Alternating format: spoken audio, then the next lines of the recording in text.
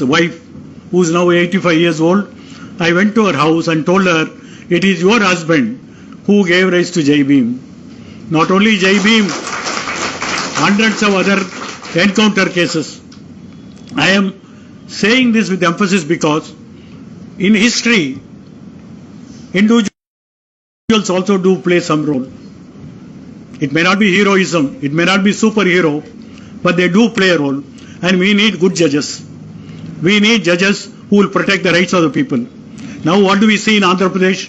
I don't know how many have read my article last week in the Hindu center page. I have quoted 4 instances of the Andhra Pradesh High Court going beyond their limits, their power. Today, elected government is fighting for survival, not from rivals, not from political rivals, not from any mass movement, from judiciary itself. An FIR is registered against land scandal, stayed by the High Court.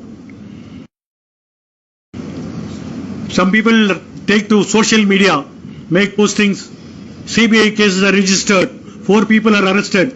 CBI has gone to America to find the rest of the 2 people. Now where do we go? A whole judiciary, instead of defending the rights of the people, now doing something different, which is not expected. A division bench, which is hearing a habeas corpus case, they did not file any reply. If a government doesn't file a reply, a department does not file a reply, you can impose a cost. Last month, Supreme Court imposed a cost against the Tamil Nadu government of rupees 1 lakh in a human right case because they did not file a reply. This is all you can do. In a civil litigation, if replies are not forthcoming, you make an ex parte inquiry. The defense of the respondents are struck out. This is all you can do. But a division bench writes an order.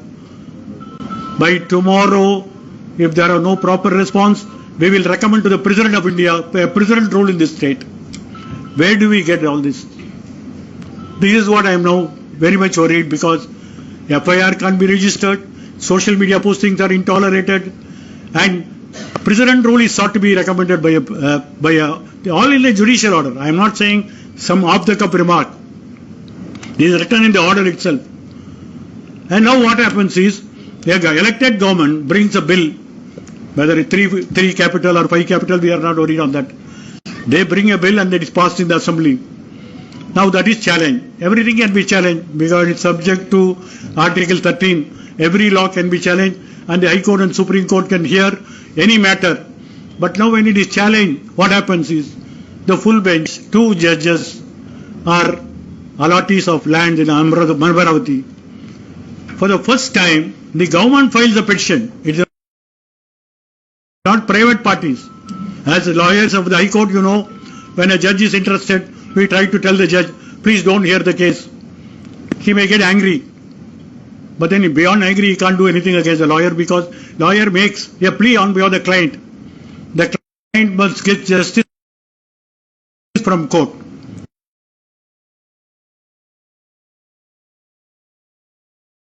A lawyer must have a fearless advocacy, not concerned about the result, but the fearless advocacy is expected of every lawyer under the Advocates Act, under the Bar Council rules. Notwithstanding the result, you should defend your client. Now what happens when judges are interested in a matter in a direct manner or an indirect manner? When there is a likelihood of bias, you must tell the judge, don't hear this case. They later accuse themselves. Even as a student, at the age of 18, appearing before a commission of inquiry against the death of a student in Annamalai University, I gave a petition to the sitting judge. Please don't hear this case. He asked me why. You are an additional judge and this inquiry is against the Chief Minister, and if you want to become permanent, the Chief Minister input has to come in your recommendation. And how will you decide the case against him? Please step down. At that time I was not a law student, I was not a lawyer. But as a student leader I gave the petition. The judge asked me, under what law you have filed this case? I told him, sir, I am not a law student. I don't know the law. But I know there is something called conscience. If your conscience is pricking, if you decide for some reason that you can't hear this case dispassionately, please step down. He got angry with me. The commission went on. The commission will never speak to me after a period of 6 months. The commission went on. He will not even look at me. Whatever he wants to say, he'll say through the bench clerk only. At the end of that inquiry, he said, this bench clerk, tell that man to do law, he will do better. That's how he put ideas into me to become a lawyer. But nevertheless, we should not feel hesitant to tell a judge, please don't hear this case. That maybe future discretionary orders may be deprived, future benefits may be denied to you, what others are getting may be denied to you.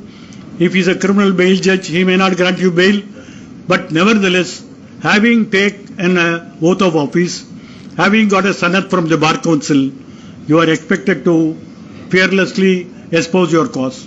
Now, in the case of this trifurcation of the capital bill case, the government filed an application saying these two judges constituting the full bench should not hear the case because they were allottees of land in Amaravati, which is a very genuine request. It is not bias, it is a likelihood of bias. In my mind, there is an apprehension that I will not get justice. Hundreds of cases are transferred. You know the case of Rajan from Kerala. In fact, we cited that case before the Jai Bhim case. Rajan was